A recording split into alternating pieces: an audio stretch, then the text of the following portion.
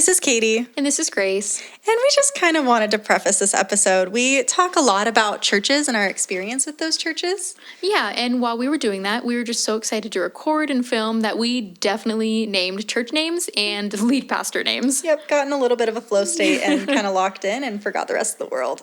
So just for the sake of privacy and just all of that, we're going to go ahead and bleep the names of the pastors and also the names of the churches. Yeah, we want to be for the kingdom, and obviously, while things can happen at churches or with specific people, the point of us talking about this is not to call people out or make anything a headline. It's literally to take the lessons and the experiences that we've had and learn from them. Totally. Yeah, we don't want you to focus on the people, but focus on the lesson. And the main goal is, again, we're just uniting as a church, and we don't want to tear anybody down. Out of respect and out of the fact that we want this to be a healthy podcast on how to grow the church, we're going to be bleeping everything.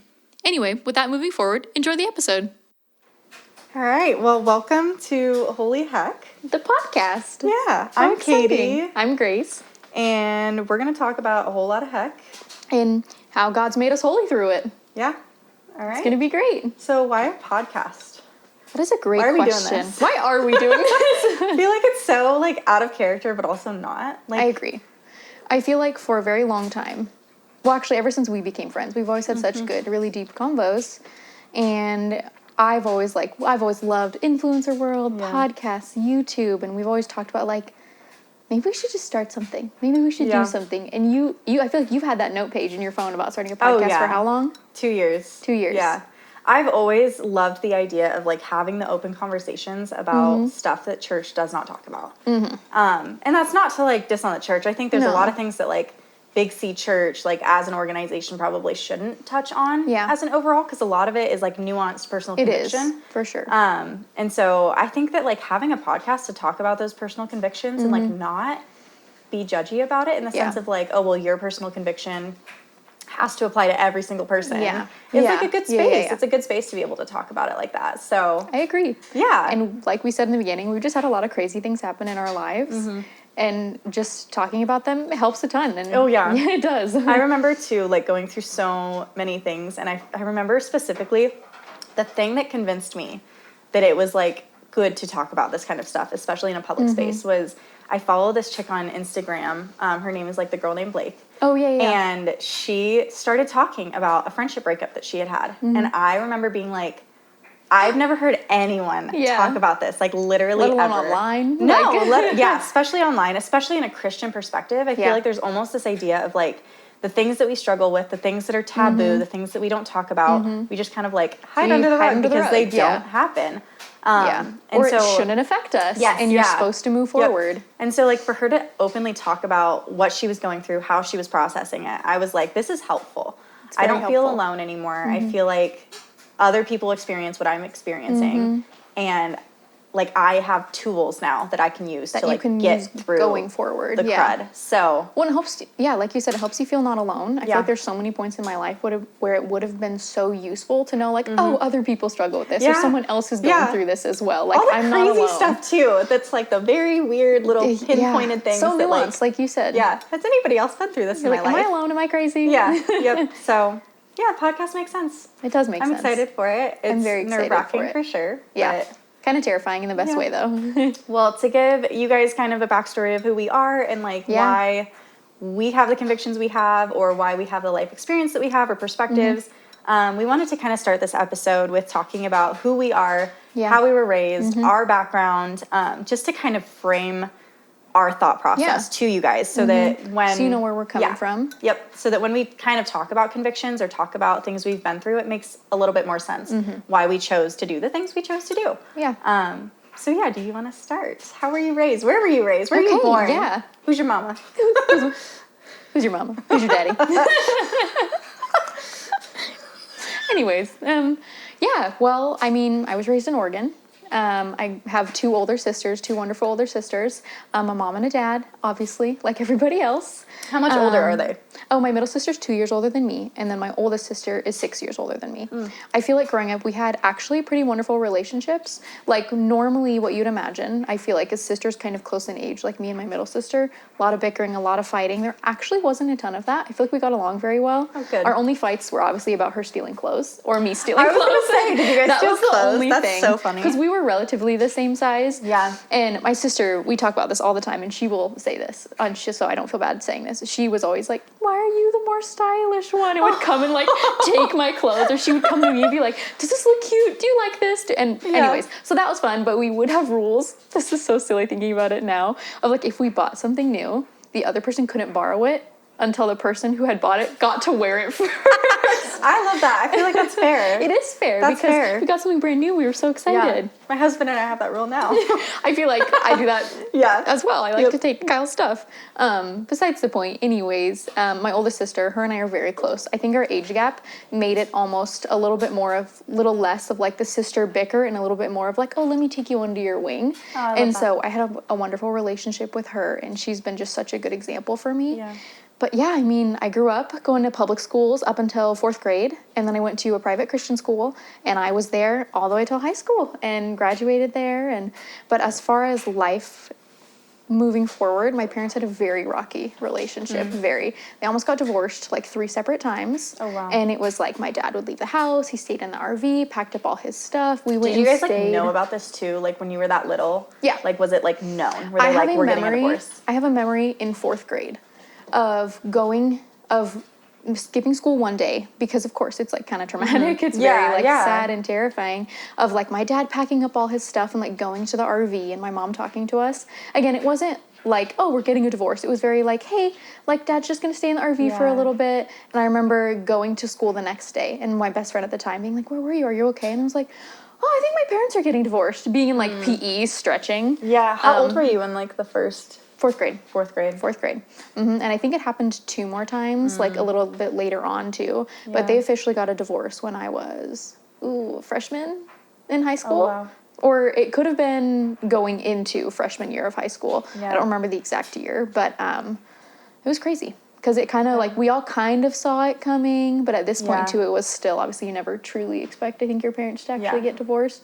So that was a lot, for sure. Yeah. That was a lot. A lot of my older sisters, because again, my oldest sister, she's my half-sister. Yeah. So she's got a different dad. Okay. And so, again, being the youngest, I was kind of raised with like, oh, well, you're young, you don't understand perspective. So a lot of it I didn't find out till later. I was gonna say, how privy were you to like Not everything? a ton. No, I didn't. I think, I'm trying to think. It probably wasn't until 2 years, I think, seriously, after they got a divorce, when I found out actually everything that had happened between my mom and dad and their relationship. In high school then? Okay. Yeah, probably. Okay. Probably around junior.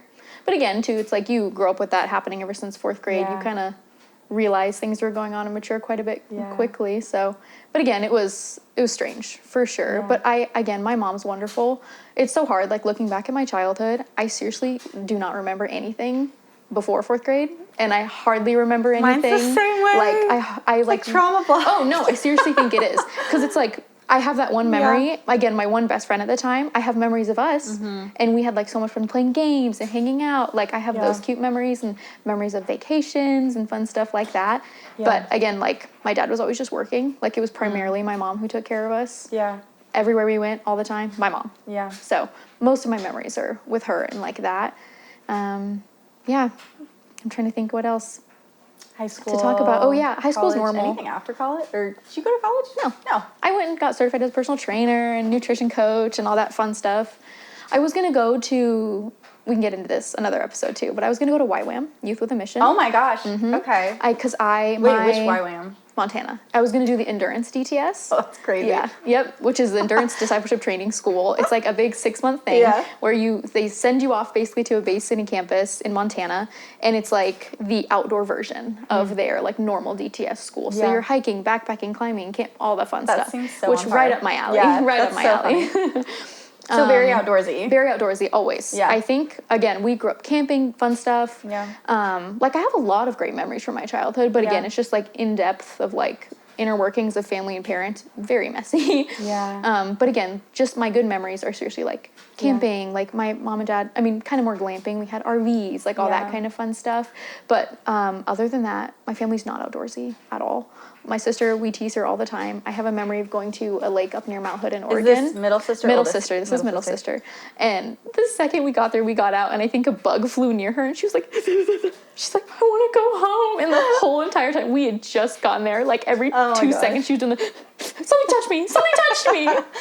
And so for me, all of a sudden, to like hit high school and be like, oh no. Like, I like the outdoors. Like, this is where I feel the Lord's presence so much peace, and it's so calming for me. Yeah. It was wonderful. Because then it's like, after that, every weekend, hiking, out and about, always. And again, living in Oregon, I was so close to Mount Hood, the coast, whatever. Yeah. Ooh, as soon as I got my license, life changed for me. Oh, yeah. I was seriously. The exact same way. At the time, too, one of my best friends, she really opened my eyes to, like, what freedom and actually, like, being my own person looks like. She helped me so much in my healing journey of just, like, parents. And again, like, you're raised with like, oh, you're young, you don't understand. It's like, you like, shut up real quick. Like, I'm okay not talking for a lot of the time because I didn't feel like my opinion was valued. Yeah. So I think I still have to unlearn that of like, oh no, I can share my opinion and it's okay to have a fully formed and my own opinion when it comes to family stuff or whatever it may be moving forward. So she helped a ton with that. And she's a year older than me, so she got her license. And again, that's when it started. Just hiking 24/7, outdoors, camping, backpacking, like all the fun stuff. That's awesome. But anyways, jump a little bit forward. The DTS, all that fun stuff. I was planning on going to that. And then that same year that I was supposed to leave, my best friend was getting married and I was her maid of honor. And both of my older sisters were going to give birth. And this is also COVID. Oh, man. Okay. So I had reached out to the DTS school and I was like, hey, this is happening. I'm a maid of honor, and then also my two sisters. Like, what does that look like for me leaving and coming back? And they were like, it's basically not possible. They told me. And again, but this is before it even started, especially because COVID, they're like the back and forth. They're like, you would have to test, blah, blah, a whole bunch of things. Yeah. And I was like, oh, okay, does not seem worth it at all. That's so crazy. I ultimately decided to not go, but also a little bit of backstory that we'll get into eventually. Is that also during this time is when I met my now husband. And so I was also already like, well, I don't know if I want to go. I love it. That's awesome. And then, life moving forward. It's like I stayed. I didn't go. I got started as a personal trainer, nutrition coach. I worked some fitness jobs, did all that fun stuff. And then, again, my now husband at the time, we started dating. Yeah. We got engaged. We got married. Yeah. And then we moved. And crazy. We're here. Yeah. That's crazy. Yeah. So backtracking just a little bit. Relationships with families. Yes. How are you with like your immediate family and then extended family? Oh, growing up, for like every single holiday, it was always just my mom, it was me, my two older sisters, and then eventually when they like got boyfriends or got married, like add two more people. That's it. And sometimes my grandma would come. That was it. So dad was no, we did not. We saw his side of the family growing up, but again, like my dad's full Hispanic, and that side of my family is like born and raised Mexico City. Like they came to the United States when they were very young, probably in their 20s. But like they only speak Spanish. And again, growing up, I wasn't raised or taught Spanish. I like can understand most of it. I can speak quite a bit now, but I don't use it here. It's like doesn't stick in my brain. But again, if like Mexican culture and Hispanic culture, family comes first above all. But like only in your culture. So we would go over, and it was just so hard because they're like, you are not quite Hispanic enough, but also like you're not quite like you're still part of the family. So it was just a really strange dynamic because I have, again, fun memories with my cousins growing up, but it's like you hit a certain age when I'm like, oh, we don't get along. And I'm like, oh, you don't like that I'm not, like, I don't speak Spanish. You like, it was just a weird divide in the family. So I think probably middle school was when we kind of stopped seeing them and would maybe occasionally every now and then. So have you met your grandma? Oh, yeah. Yeah, okay. So, I know, like, again, I would grow up. She's the sweetest lady. Doesn't speak an ounce of English, but, like, when they would come and visit from Mexico, they would bring Mexican candies and chocolates and bracelets. Like, again, such fond memories like that. Yeah. But I think it was more so my cousins that I'm like, I don't really know you. Like, we tried, and again, I think a lot of this was stemming from stuff going on between my mom and my dad that I just didn't know about at the time. So we were just kind of like, oh, okay, we're not really going over there anymore. Okay, that's fine. Like, so As far as like my mom's side of the family, again, it's like we've seen a few of them, do not talk to most of them. So like my grandma, she is in our lives and she's wonderful and she's cuckoo in the best way possible. Yeah. But we see her and she comes over occasionally for holidays, but she's such an independent person where she's like, I'm just doing my own thing and I'll see you when I see you. So, but again, very small, very, very small. Yeah. And then, oh my God, I just had it. It's coming back. Okay. Oh, church-wise. How were you, like, when did that start? Were you, like, raised Christian? Is it just, like, your school that you went to? What churches did you go to? Yeah, kind of, I guess, starting a little bit more on. My mom was not raised Christian, but when she was pregnant with my oldest sister, she joined a mom's group. And so that's how she started going to church. Gotcha. And then even though I went to public school when I was little, we always went to just a church nearby. Yeah. And my sister and I mean, obviously you can tell, family unit here, had pretty bad separation anxiety from my mom. Yeah. So we did not go in the kids group at church. We like hated to be away from her. We did not like it. So we would sit in the adult service, just sitting there. Like, I love that. Like just like I just love that. Yeah. Taking in as much as we could, but not really understanding what's happening because again, like we were so little. But I don't think it probably wasn't until, again, 5th grade is when I started our Christian school. And, like, we have our Bible curriculum. And that really started the, like, faith journey for me, even being little. Like, unfortunately, so many people have a time in their life where they're like, I remember when I was this, however, what age. And, like, I gave my life to Christ. I do not remember. I do not remember what age I was. I do not remember how old I was. But I just know by the time I, like, started 5th grade and, like, doing our Bible stuff, I was like, oh, yeah, like, I know some of this stuff already. Like, we had little kid Bibles, and my mom and my sister would read them to us. But I feel like my faith didn't really kick off until actually starting at my school. Still starting at school. And then, again, it's just like you're a little kid, you like get taught things, and I'm just like, okay, go with the flow, like blah, blah, blah. And then I think probably middle school, I was like, oh, I'm understanding this a little bit more. At the time at my school, they had girls' Bible and guys' Bible, and I absolutely loved my Bible teacher. She was so sweet and so kind. She was a very old-fashioned woman, but she was so, so kind. I have some fun stories with her as well, but she was very kind. And she taught me so much. And she, like, again, she was my oldest sister's Bible teacher. And then my middle sister's Bible teacher. So she knows my whole family. Oh, I love that. And so she knew things going on. And she was always like, how can I be praying for you? How are you? Are you okay? So she made a really big impact in my life. And then also at the time, this is when I started going to a completely separate church with my best friend at the time. We would go to the young adults. We would go to the Sunday service. We would go to a Tuesday service. Like, I love it. This is when we were like, it's that I feel like, that freedom that you hit with driving and that I found too was so good for me and so wonderful, because we were like, no, I'm choosing and I'm willing and I want to go to church and I want to do these things. And especially too, when my parents got divorced, that whole like year to 2 years were awful. Absolutely awful. Yeah. And I feel like did like a lot of friends know that you were going through this? No, only my closest friends at the time, which was probably like 3 people. That's crazy. I remember my whole entire class at school didn't know my parents got a divorce till a year after. That's so crazy. Because again, you grow up in a very small private Christian school who's sitting here and they're teaching you like divorce is bad, divorce is of the devil, like you can't do this, you can't do that. And I'm over here.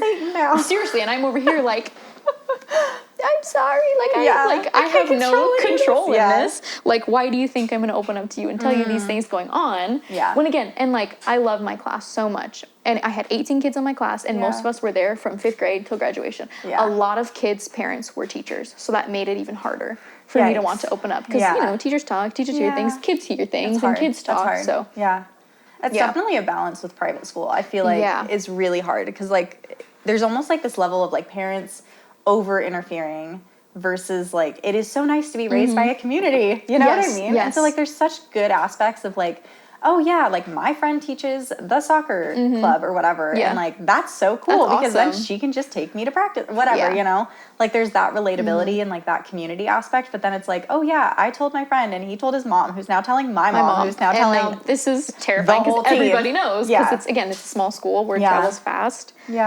But again, I think some of that, honestly, was probably a little bit of me, too, of, like, I can't let people know, like, just the fear and anxiety, I think, coming through.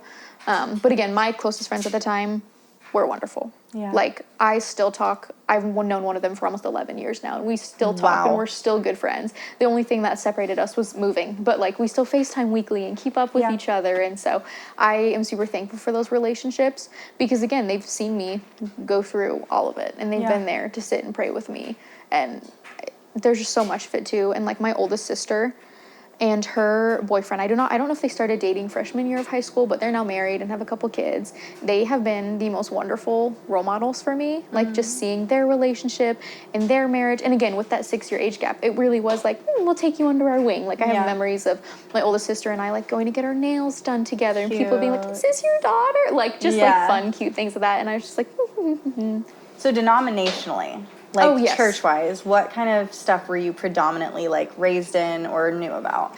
Pretty much all the churches we went through growing up were non-denominational. Okay. However, my school leaned a little on the Calvinist side. Okay. Yeah. Again, not full Calvinist, full on. Like, they didn't believe in the 5 tulip or whatever it was, but it just leaned a little bit. Did they teach that to you though? No. Okay. No. But we, like, went through, in a lot of our Bible classes, we would watch documentaries, and all of them would be from, like, the American Gospel documentaries. Wonderful. They're so good. All Calvinist. So, like, there's like just most of the documentaries and things we would find or see probably leaned a little bit towards that direction, but they didn't sit here and be like, okay, we're going to teach predestination, we're going to teach total depravity, no, they didn't. It was and like all the Bibles we used in school were NIV. Like, it was just like we followed the Abeka Bible curriculum, which I know so many people and teachers out there love it. So again, it was just very like cool. Bible based. Very cool. But when teachers had freedom to pull from things, they were a little Calvinist. Gotcha. Personal but bias. yeah, and even like I said, hitting middle school in that age, all the churches I went to, non-denominational. Yeah. And then when I went on a mission trip, my junior year to Ukraine, I like was fascinated with like the Pentecostal churches and just seeing the differences. So a good friend of mine at the time, we would church hop and we went to a bunch of different like Philadelphia, like Romanian churches, Ukrainian churches, just to see like, because again, we were just exposed to it when we went on our missions trip. But primarily I grew up just non-denominational is what I would call it. There was a time in my life with my good friend, after my husband and I got married, we went to a small, they called it a Reformed church, but it leaned a little Calvinist. And we loved it. It was a very small, like, we sang hymns, it's beautiful. And it's so funny because at the time I was like, no, I think Reformed, like they're getting at, it just means like straight from the Bible. But I'm like, it's just funny to me now that like that's titled Reformed. I don't know like the origins different of names. that. I don't either. But I'm wondering if it's like the Reformation because that's when he was like, like sola scriptura. Exactly. Like it is scripture alone. And so that's what they're following. So that's why I liked the quote unquote title of that, of like, oh, it's like kind of a Reformed church. But it just basically means it's like just very Bible based. Very cool. But they leaned a little Calvinist. Very cool. Yeah, I'm like, is there anything else I'm missing? Anything else to touch on? I feel like that was a little bit of a mumble jumble. No, it was great. I feel like I'm tracking, and there's so many things that I like. There are, and there's so much stuff we want to like dive deeper, and we can talk about more too. But however, very cool. Okay, but I feel like that's a pretty good basis. Yeah, absolutely. Public school, private Christian school, graduating, middle school, took things serious, church by myself, Bible studies by myself, mentor, all that good stuff. And that's just grown so much more and more. And my mission trip just truly changed my life. I remember coming back from that trip and my closest friends were like, you are a different person in the best way possible. So, and of course, intermixing that, crazy friend things, crazy life stories, crazy stuff happening. But enough of me. Give us a little rundown on you. I feel like mine's not as like neat and pretty. Well, I know that you got like the obviously like the trauma and the stuff. But still, I'm trying to. Even my like nicely put together one feels really choppy still. So I was raised going to a Presbyterian church at first. Okay. My parents were together, and I had a half sister, 15 years older than me. Wow. Different dads. Yeah. But her dad like kind of wasn't in the picture at this point. Like I think she went and saw him. I just didn't know. Okay. I literally didn't even know she was my half sister until I think I was like, I think it was in middle school. Like it was crazy. Like I remember finding out and being like, I don't even know what that means. What do you mean? She's my sister. Like, stop saying she's a half sister. She's doing a great job. Like, I thought they were like critiquing her ability at being a sister, and I was like, you're so wrong. She's great. But no, so we grew up in Presbyterian church, and I remember we went there until I think it was until the divorce. Like, Okay. I don't remember a church in between. Okay. But the reason my parents left, and they were so involved. Like, my parents were Really? super, super involved. My mom was super in the choir, and I remember they started, like, a free medical clinic, like, in our community, awesome. and they volunteered there, like, full-time. I was very involved, but I remember the reason that they left was they got one of the priests had said, and this is the beginning of the downfall of the Presbyterian Church, but one of the priests had said, I don't think that Jesus is the only way to get to heaven. I think that whatever you believe... Oh, interesting. Yeah, like, whatever you believe, as long as you're a good person, can get to heaven. And literally, the whole congregation just, like, walked out. Like, they were like, absolutely not. Bummer. Absolutely crazy. So insane. I don't know if it had anything to do with my parents' divorce. Like, you're like, maybe I something. imagine the, like, confliction of, like, all of that, and then the friends leaving and everything, like, it created turmoil. Yeah. At the very minimum. So, Presbyterian church, and then my parents got divorced when I was in 4th grade. Okay. So best year, man. I don't know what it was. It was 2008, too. So it was, like, literally, like, the memes where it's like, oh, yeah, my parents 2008. are getting a divorce, the recession's happening, but I'm, like, rocking the Wii. Like, that was actually me. No, like, it was actually me. I didn't get Just Dance, but I had the, like, Wii Sports Resort. Oh, man. Whew. I loved that. Man, I loved that game. But, yeah, and so I remember that. They got divorced when I was 4th grade. Up until 4th grade, I had gone to a Montessori school. Oh, okay. So... yeah, kindergarten through 3rd grade, I had gone to a Montessori school, and that was I think I was, like, a very difficult kid, and so I was hard to, like, sit still. I don't think I had ADHD. I don't feel like I have ADHD. I think I was just like, okay, watch it. I feel like I was just a busybody. Like, I was a tactile learner. I wanted to move my body, and, like, moving things... even me speaking, no, man. I get it. If I wasn't holding this mug, we're always like, oh, blah, blah, blah. I feel like even speaking, too, like, I just am very expressive, and I like to move because it helps me memorize things. And so Montessori school was, like, perfect for me. Yeah. Like, I would just get my basket, and I would go sit on the floor with my mat, and I would do the subjects I wanted to do in the order I wanted to do them, and there was a lot of, like, physical movement objects to memorize things. It worked great. Yeah. But then my parents got divorced, and I moved school same year. Okay, that's a lot. Yep, and it was a private Christian school. Okay. And so I knew one person that went there. And when I went there, unfortunately, she was the weirdo. Oh, no. And and I feel so bad. No. She's a great kid. Yeah, but you know when you're kids and you're like, that person's strange. Yep. Yeah. No, I think she did like karate or something, and that was like the thing. that made it. Yep. And I was like, that sucks. So sucky, because like I was sitting here going to Montessori school, and I was like, oh, that's sick. Like I do soccer, karate, you know. Yeah. But of course, like little private Christian school, everybody's been together since kindergarten. Yeah. And so as soon as somebody new comes in and they're doing something different, you're a weirdo. Yeah. So I like knew nobody. And then 4th grade was so rough. And I think that's when I started, like, I just had guy friends because I was a weirdo. Yeah. And I went camping all the time, and I went outdoors all the time, and all the girls were, like, very girly, like, straightening their hair already and, like, doing sleepovers and, like... You're like... listening to freaking, what is it, Black Eyed Peas? And I was like... yeah, I, like, listen to dad rock, so you're like, I'm good. I don't fit. Yeah. And then it just sucked. Like, it literally sucked. And I'm not saying this to be like, oh, like, it's so different. Like, no, I hated it. Yeah. Like, I actually hated it. I remember I would cry all the time about, like, not having girlfriends. I wanted them so badly. And, like, I remember I tried so hard to be girly because of it, but I just sucked. And, like, the bullying started really early. I'm sorry. I think I was bullied...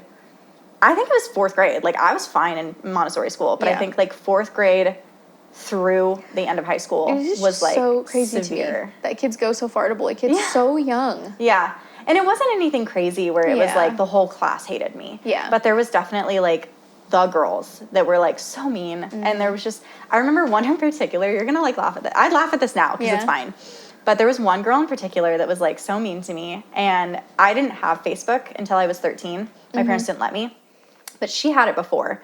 And in middle school, she had taken a picture of me where I looked terrible. And she had flipped it upside down and put it as her profile picture on Facebook. That's awful. And then the comments were like, ew, why would you do this? That's so disgusting. That's awful. And they were like, I know, isn't she? Like, ha, ha, ha, ha. And it was awful. And I found it when I was in high school. And I, like, I wasn't even friends with her, she did that in middle school? Oh, no. Yeah, she did it in high school Or yeah, she did it in middle school. I found out about it in high school, and I was like, I'm not even friends with her, but I like looked at her profile picture. I was like, oh, I know her. So I like went and looked at her profile. I went and scrolled back through the profile pictures, and I was like, that is mother freaking me. What the heck? That's crazy. That is actually crazy. That's crazy. If you're listening to this, Madison, I hope you feel shame because that was actually insane. Me too. No, it was crazy. I just can't believe people like behave that way. No, publicly. So far. You know what I mean? And the fact that other kids were like, like thought it was okay and cool. I didn't even know her. That was like the craziest thing too, is like we like talked, but like I didn't know her. Yeah, that's just so strange. Yeah. That's so strange to me. I can't imagine. Yeah. Manners. Where are people's manners? It was crazy.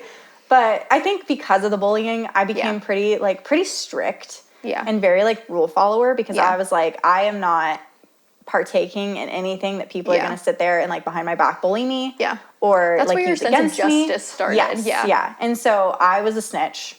Hardcore. Okay. Like I remember middle school. Oh, this was so bad. There was one kid too that I feel so bad about all of this, but I was like in it. You know what I mean? Like I was like, I'm a snitch. I'm a snitch on you. And I'm over this behavior. But he was like smoking vapes. Christian school. Oh, by the way. I have those stories. I'm excited to talk about those. He was like smoking vapes on like the fire escape outside or something like that. And I like probably thought he was so cool. And one of my guy friends was doing it too. And I was like, you should know better. Like, absolutely not. And I got so upset with him. And then I was like calling him out to his face about it. I was like, you should not be doing this. You're literally 12 years old. That's so young. That's crazy. I remember that he like turned and looked at my friend and was like, do you have the weed plug? And I was like, what a dap she used to like do that stuff. And I was like, she's not that anymore. Like, stop. She's not going to sell you weed. And I remember he was like, I'm not talking to you. Like, and then he called me a C word.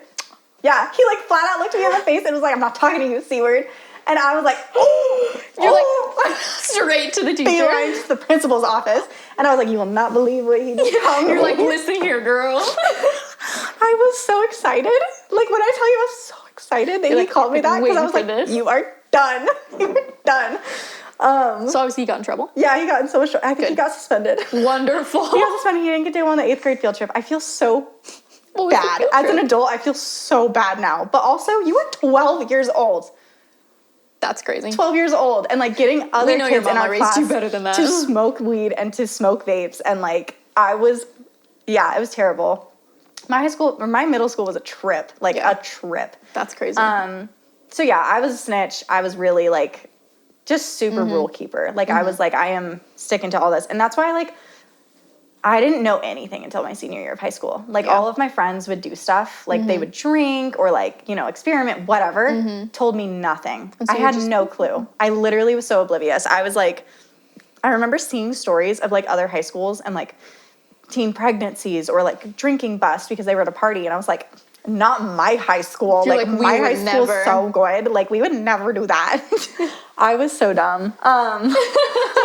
But yeah, so middle school was crazy. And then high school, I think it was the same thing. Like I just kept finding guy friends because the girls were so viciously, outwardly mean to me. And there was a couple girls that were very, very nice. Like I had one really good friend that was like my best friend since 4th grade. And I remember she was very similar. Like she got along with the guys better. The girls were really mean to her. And so we just like hung out and we were like inseparable. We got into a big fight like my 8th grade year. And so we didn't talk until I think sophomore year. Okay. Which was like a long time as a kid. That is a long time. It was, yeah. Because you have to see them every single day or school. Yeah. Yeah, it was crazy. And then sophomore year we like reconnected and became like best friends again. And so she was like through all of that. And then I had like other girlfriends that would come and go, but a lot of it was very surface level, like very like we would hang out with each other like at school, but that was basically it. That's it. Yeah. So yeah. And then when my parents got divorced, my mom went to a non-denominational church. Well, she tried a lot of different churches. Because at this time, when you are like middle school, all this going on, what church are you going to? So after divorce, 4th grade, mom started going to a non-denominational church. My dad didn't really go to church. Okay. And then she went all over the place. She tried like a Foursquare church. Okay. And then which were crazy. Tried Foursquare Church, went to a non-denominational church. I think there was a couple others in there as well. And then when I hit middle school, a lot of my friends were going to the same church. It was a Calvary Chapel. And I remember feeling so left out. Like I was like, literally everyone goes here. And our competitor school like went there. Oh, so and you so see I was them, like, you know. yeah, I was like, I just want to go. Like I want to be included. And so my dad would go and drop me off on a Sunday at that church. So I'd get to go hang out with my friends. And I went there through like a little bit of high school as well. High school, like early high school, I like don't remember going to church. Like freshman, sophomore year, I like don't remember it basically at all. Which is crazy because I feel like I must have. Like, You're like, I'm pretty sure I did. I don't remember. There were so many. Like, and my dad started going to another church too that my best friend, the girl best friend, had like her family went to.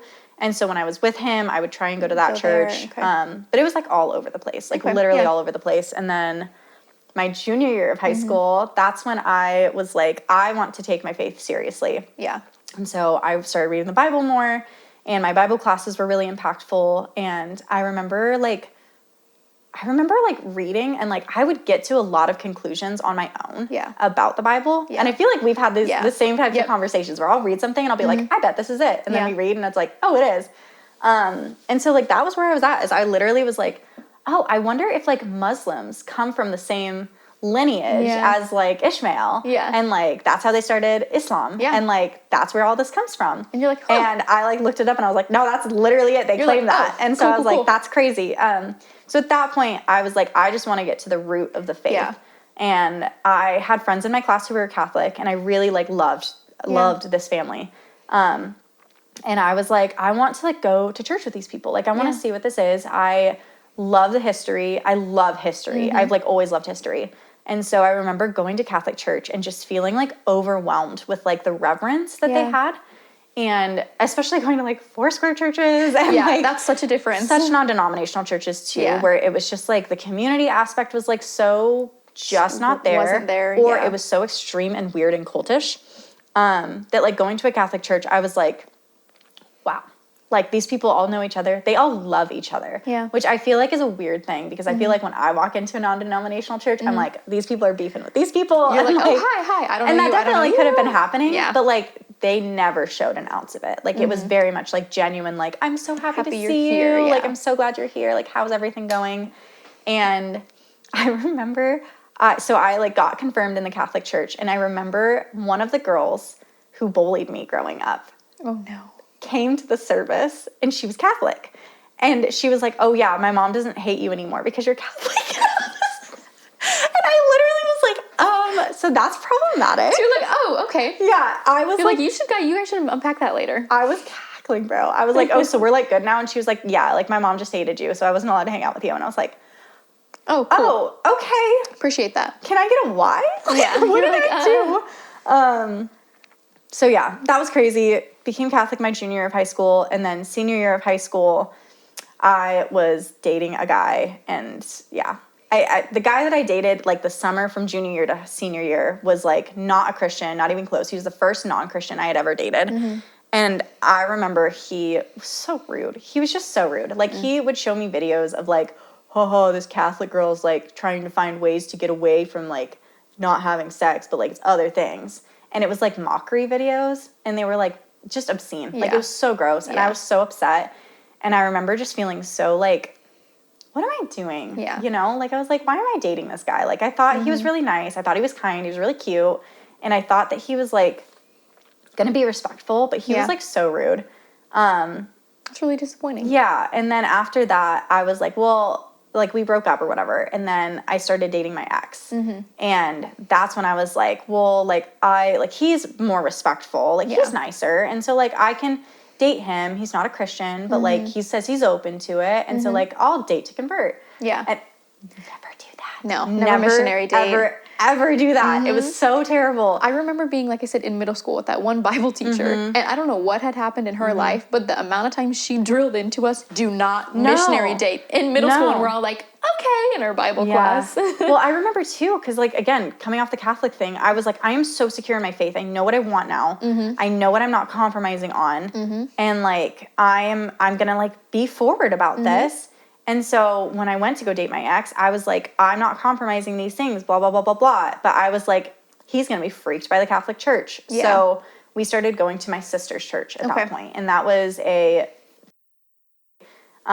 so it was Assemblies of God church, but they broke from the Assemblies of God and became just, so it was a non-denominational, but it had the foundations. Yeah. So yeah, like I went there because I just I wanted to, again, date to convert. And so I was like, well, this is like the most palatable. You're like, which again was like a huge compromise on my belief systems in order to like try to convert, which is terrible. Yeah. But yeah, that was a lot of how I grew up. Trying to think, like my parents' divorce stuff, I wasn't privy to anything until I think I was like a junior in high school. And I remember when I found out, I was so disappointed. Yeah. Like I thought that divorce could only happen if you like mass cheating or like adultery kind of or like abuse or like, you know, all these terrible things. And to find out that like, that like was not it. Like they just like didn't communicate well and were really sick of each other, got a lot of bitterness and started being petty. And you're like, really? And yeah. And I was like, that like sucks. And I'm not trying to diminish something. Like obviously both my parents went through like a whole lot during that relationship and it led to a divorce. Yeah. So it had to have been a lot, but it definitely was hard to hear that they were like, oh yeah, no, like we just couldn't work it out. And I was like, wow. Oh, okay. Okay. And I think that shifted a huge thing in my perspective of like, is everybody fake? Like I immediately was just like, I don't believe anyone anymore. Like I feel like the things that everybody had been saying too. And I remember this so distinctly too. But I, like, since a young age, there was so much exposure to, like, sexual stuff. And I remember, like, up until, like, my freshman year of high school, I never thought anyone did anything. Like, I hadn't been kissed. I hadn't had anything happen. And I remember finding out my freshman year of high school that, like, no, like, people, like, had sex. And you're like, I was oh my gosh, appalled. Yeah. Like I was literally like, what do you mean? We're like Christians. You're like, no, that's for marriage. I was so upset. And then that changed so much because I was like, well, what's the expectation on me? What am I supposed to do? You know? So yeah, there's just so much shift in like my perspective and finding out that like my family members didn't wait until marriage to have sex. Like that changed so much of me. And like, I probably shouldn't have found out about that information ever. Yeah. Because I think that there's just so much of the, like, again, the protected perspective that I had. Yeah. Where if I had not known that people failed, I don't think I would have. Gotcha. But because I held myself to the standard of others. But then that standard got broken down because you're starting to realize, other people aren't holding themselves to the standard, so do I even have to? Yeah. Like, it's a weird... That was it. And it was like a weird... I was just upset, I think, a lot of that. So... yeah, that changed a lot of my perspective growing up. And so that's what shifted probably my junior and senior year of high school. Okay. Yeah. A lot of that stuff shifted. So, yeah. Yeah. That's me. That's how I grew up. Yeah. It's pretty messy. But it is. Currently, where are you at church-wise? Where are you at faith-wise? Okay. What do you believe? Oh, okay. Yay, this is exciting. I feel like I need an eye break. Give me a second. I know. The lights are crazy. Not even for lights, but I've just been like... in one spot, I'm like, I need to move a little bit. My neck's hurting. Is everything recording well, too? Cool. Whew. Settle in here. I love hearing the stories about kids. Sorry, this is a little bit of a mini rant about kids in high school. We can cut this out or whatever. Oh, yeah. But, like, I instinctically have this memory of I had this one friend growing up. And she was not the greatest influence, but she, like, loved my mom. She loved our family. And her mom passed away when she was really little, so she didn't have a mom. And it was just her dad who raised her. And she was just a very tomboy, very rough, rugged girl. Yeah. But we, like, loved her. She was friends with both my middle sister and I. And I remember as she got a little bit older, I remember, like, looking at her and thinking she was the most wild person because she was doing crazy things with boyfriends. And, like, I went over once and she was smoking a dap pen, which is, like, a weed vape. And I have this vivid memory. This will give you a little bit about, like, so this will give you a little bit more. This is just so me. How old? Her and I? I was probably like 13 and she was probably 14 because she was a year older than me. That's so insane. I know. And so we were hanging out. Okay, no, it was probably 13, 14 because we were hanging out. And she like grabs a weed pen while we're up in her room, like just whatever. Because again, although she was very kind of like a ruggedy person, she like loved makeup. She loved doing that fun I love stuff. it. So we were like in her bathroom, like doing our hair and makeup. And she like pulls out this weed pen and she's like, do you want? I was like, sure. I grabbed it. I threw it across the room and I literally broke it. And I remember being like, But we were so close at the time that she was like, of course you would do that. She was like, how dare you? And I'm like, yeah, it's for your own good. And I was like 13 and I just have so many random memories of stuff like that. I love that. That's so funny, dude. It's so funny. That is so funny. Again, too, like my closest friends, like Romanian, very strict family, very strict upbringing. And then my other friend, like her family grew up in a Baptist church, also very strict upbringing, very, like we all just were like, I love it. That's awesome.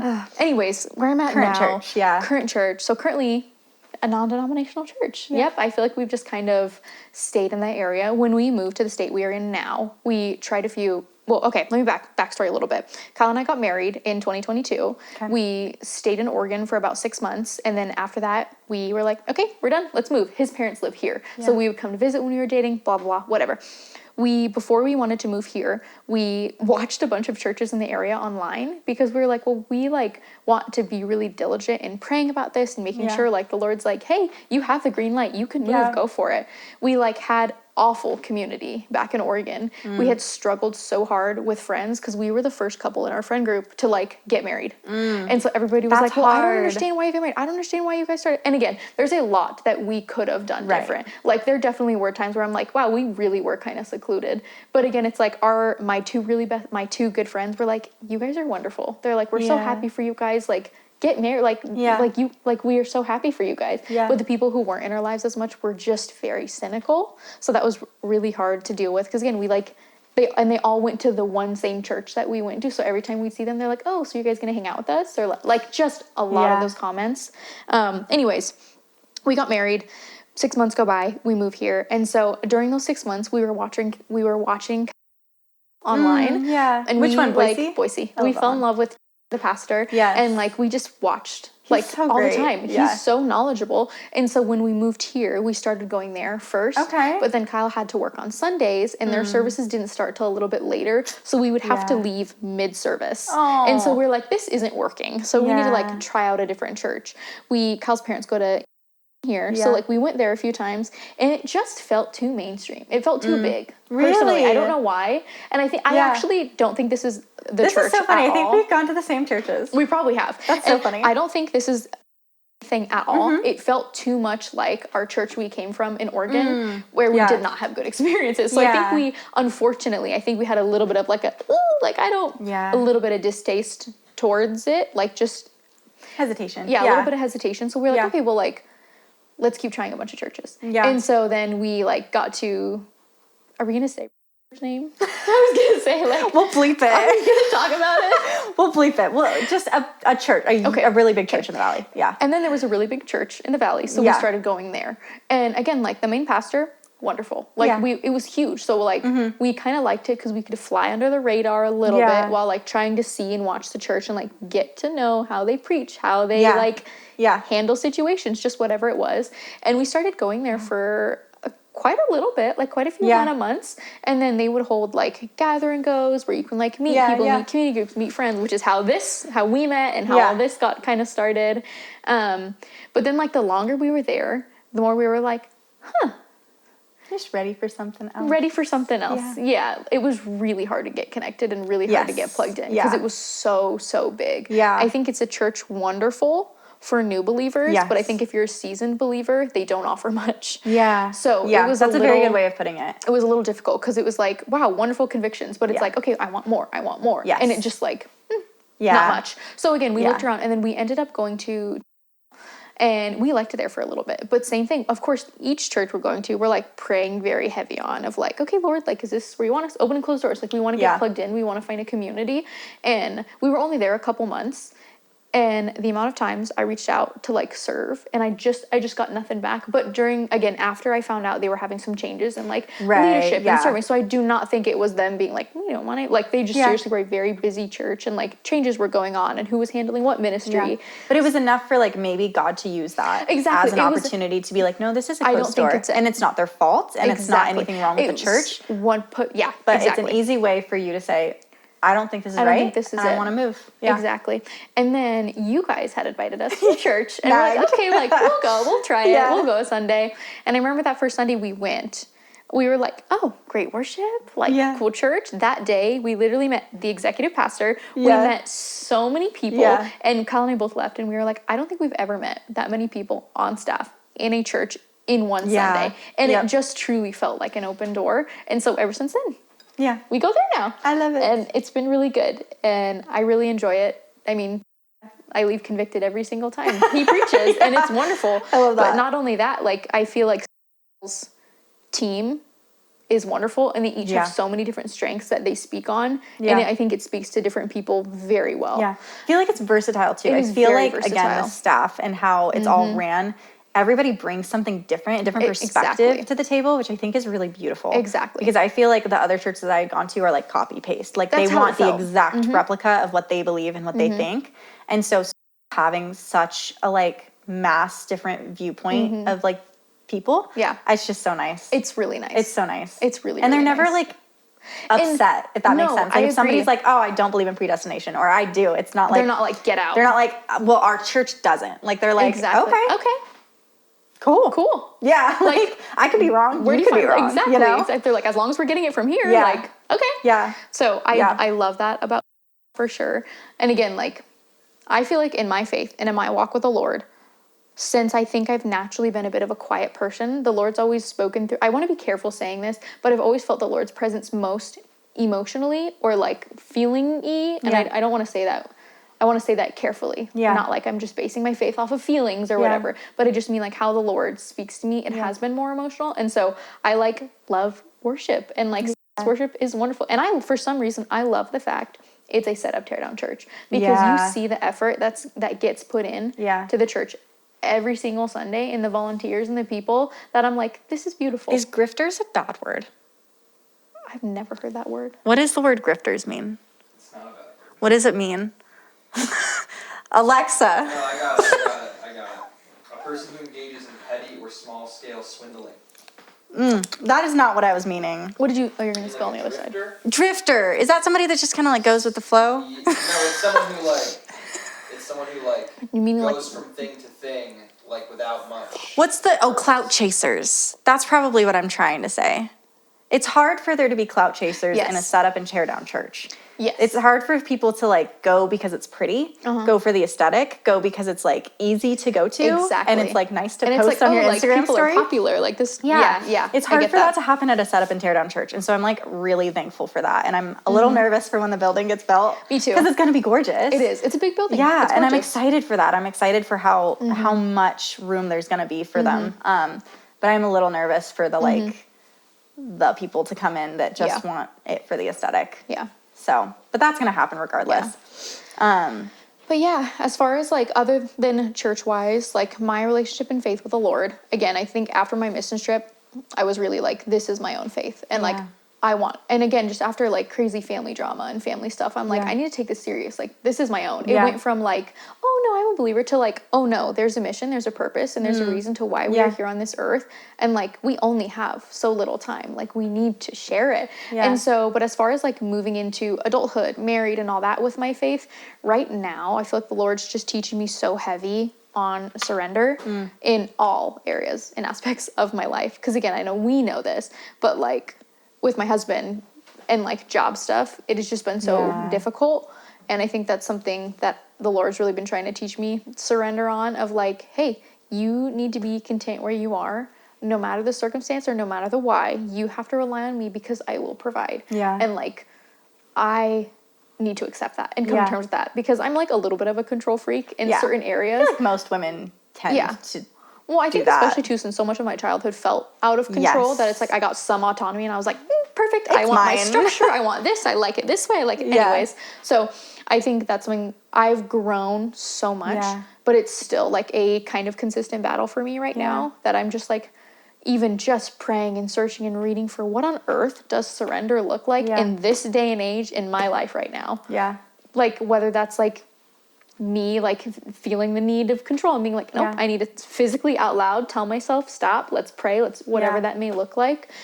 But it's kind of where I'm at right now. Yeah. My church currently, obviously I go to, I love, we're so happy there. It like, I remember the first weekend we went and I left. I was so nervous. I don't know what it is, but I think my church stories will probably be a different episode where we'll dive a little bit deeper into. You've got a lot. Yeah, it's a lot. I think, again, once you go behind the curtain of like backstage and the inner workings of a church, it's so much more difficult to like, oh, it's just not the right church for me. It's like, oh no, like there was issues. Yeah. So we can go into that another time. And I don't want to like spend it tearing churches down because again, I think we've come to the same conclusion too when we were talking about the big church in the valley here, which is like, it's not for us. There's a lot of things they do that are hurtful and that can harm people. Yeah. However, they're for Jesus. They're doing a great job for Jesus. Like they're pulling people in to a church that have never walked into a church before. Exactly. That's incredible. Yeah. And the numbers that they are turning out are crazy. And a little bit of it is concerning. Yeah. But there is an aspect where like, well, we both went there. Yeah, it's true. And we met each other. It's true. And like it can create beautiful community. It does. And so I don't want it to turn. Yeah, I don't want it to turn into like tearing churches down. No. I think if anything, like hopefully people can listen to it and think to themselves like, oh, like if I do work in a church, how can I work on like making sure this is not overlooked? This aspect isn't lost or what? Yeah. But yeah, currently loving.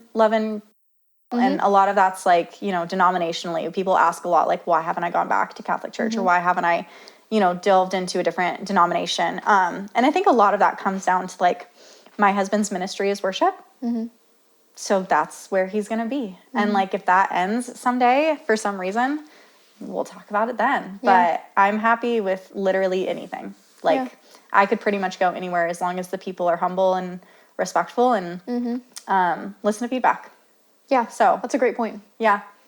But yeah, to kind of close out our episode, we should probably talk about what we're doing. That's a great idea. We should. Yeah. So I think, tell us about the structure. Yeah. I think our idea is that we're going to batch create. So I don't know if that looks like in a single day, if that looks like in a couple weeks, in a couple months. We're not going to be filming each week and releasing that week. That's not what we're going to do.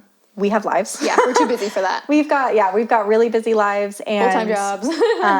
I also don't want it to turn into something that like is our career or is anything like that. Like we're doing this because we love to do this. Yeah, we want to do this. I want this to be a hobby. I want this to be something that I enjoy and as a passion. Yeah. And so that's, going to be a side project, which we batch create. And then I think we're going to release every 2 weeks. To kind of give spacing, and we're gonna have seasons. Yeah. So this is gonna be season 1. This is episode 1, the beginning, and next season will probably not be released for another year.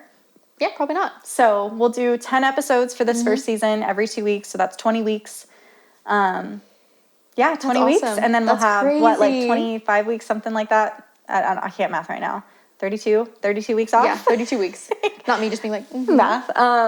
But yeah, we'll have 32 weeks off, and in that 32 weeks, we will be filming and doing content. We'll be prepping, editing, and all the good stuff. Back at it. And same thing, and just release it every couple weeks. Yeah, so that's kind of the structure. That's our goal. But yeah, thank you for joining us. Yeah, thank you for really listening. Exciting. Yeah, this is really nerve-wracking. It is. And this just makes me think back to the night we decided to start this podcast. We were standing across from each other at your kitchen island. Yep. And I was telling you, I was like, man, like I think I want to start a YouTube channel. I want to start something. And you were like, we should start a podcast. And I was like, okay.